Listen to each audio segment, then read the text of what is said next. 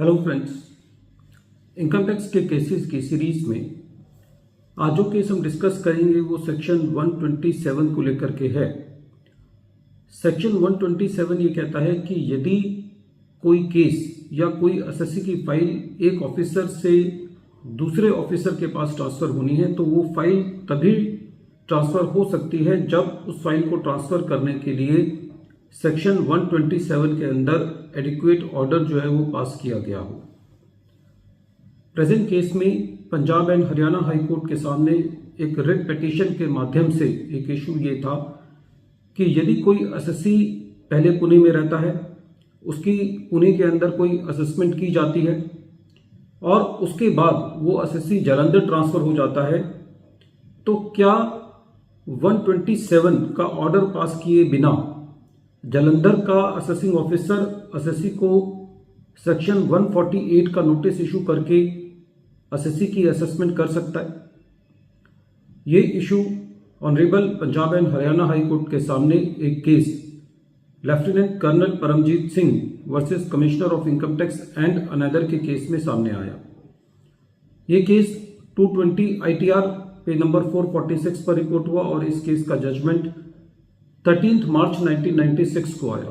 Friends, ये case बहुत पुराना है, करीबन 30 साल पुराना केस है, लेकिन आज भी इस केस की सिग्निफिकेंस इनकम टैक्स प्रोसीडिंग्स में बहुत ज़्यादा है, क्योंकि बहुत सारे केसेस में ऐसा देखने को मिला है कि जहां पर असेसिंग ऑफिसर ने एसएससी को असेसमेंट का नोटिस इशू किया, चाहे वो सेक्शन 143 सब सेक्शन 3 की असेसमेंट के लिए हो या सेक्शन 148 की असेसमेंट के लिए हो, सब केसेस के अंदर काफी सारे इंस्टांसेस ऐसे हैं जहां पर वो नोटिस एसएससी को उस असेसिंग ऑफिसर के द्वारा इशू किया जाता है जिस असेसिंग ऑफिसर के पास उसकी जुरिसडिक्शन नहीं होती।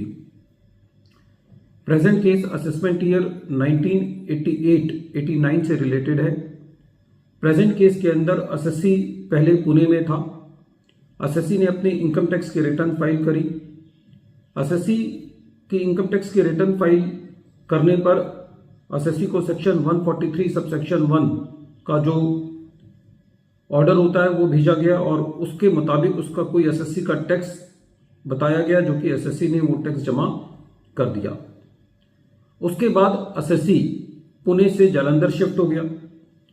जब एसएससी जालंधर शिफ्ट हुआ तो एसएससी के कोई मैट्रिमोनियल डिस्प्यूट्स थे, जिसकी वजह से एसएससी के जो इन-लॉज थे उन्होंने एसएससी के अगेंस्ट इनकम टैक्स डिपार्टमेंट में कंप्लेंट करी, टैक्स इवेजन पिटीशन फाइल करी और उस टैक्स इवेजन के पिटीशन के बिना पर जो जालंधर का असेसिंग ऑफिसर था उसने एसएससी को सेक्शन 148 का नोटिस इशू किया। एसएससी इस सेक्शन 148 के नोटिस को लेकर के Punjab and Haryana High court में रिट पिटीशन दायर करी। एसएससी का यह कहना था कि क्योंकि मैं पुणे से बिलोंग करता हूं और जो मेरी ओरिजिनल असेसमेंट हुई थी सेक्शन 143 सब सेक्शन 1 में, वो मेरी पुणे में हुई थी और अब मुझको नोटिस जो भेजा गया है वो जालंधर के असेसिंग ऑफिसर से भेजा गया है। हालांकि एसएससी जालंधर शिफ्ट हो चुका था, लेकिन एसएससी का ये कहना था कि ये नोटिस सेक्शन 127 के ऑर्डर के अगेंस्ट बिना भेजा गया है। सेक्शन 127 का ऑर्डर फाइल पर नहीं है। इनकम टैक्स डिपार्टमेंट की ये दलील थी कि ये सारी जो दलीलें एसएससी की हैं ये असेसमेंट प्रोसीडिंग्स के दौरान टेक केयर की जा सकती है, इसलिए रिट पिटीशन को अलाउ करने की जरूरत या एडमिट करने की जरूरत नहीं है। लेकिन कोर्ट ने ये कहा कि क्योंकि ये इशू जुरिसडिक्शन का है तो इसलिए कोर्ट इस इशू को ले सकती है।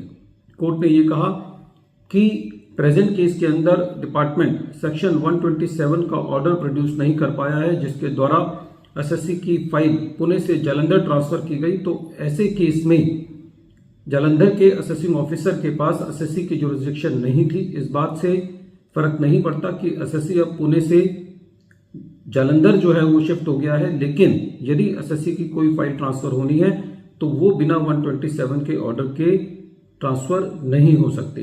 कई बार ऐसा हमको लगता है कि कोई एसएससी एक जगह से दूसरी जगह चला गया है, लेकिन जब तक उसका पैन नंबर सेक्शन 127 के ऑर्डर के बिना ट्रांसफर नहीं हुआ हो तब तक एक ऑफिसर से दूसरे ऑफिसर के पास फाइल नहीं ट्रांसफर हो सकती। तो प्रेजेंट केस में जिस असेसिंग ऑफिसर ने एसएससी का पहले असेसमेंट किया था वही असेसिंग ऑफिसर उसको सेक्शन 148 का नोटिस दे सकता था। प्रेजेंट केस के अंदर कोर्ट ने यह भी कहा कि एसएससी ने और इश्यूज भी रेज किए हैं कि खाली जो नोटिस इशू किया गया है वो एक कंप्लेंट के बेसिस पर किया गया है। कोर्ट ने उनको कंसीडर इसलिए नहीं किया क्योंकि एसएससी की जो रिट पिटीशन है वो जुरिसडिक्शनल ग्राउंड पर अलाउ कर दी थी। इस केस में कोर्ट ने रेवेन्यू के ऊपर 1000 रुपए की कॉस्ट भी लगाई। वीडियो के अंत में एक बार फिर मैं केस का नाम रिपीट कर रहा हूं। केस का नाम है lieutenant colonel Paramjit Singh versus commissioner of income tax and another, और ये केस 220 ITR पेज नंबर 446 पर रिपोर्ट हुआ और इस केस का जजमेंट 13 मार्च 1996 को आया। Thank you friends.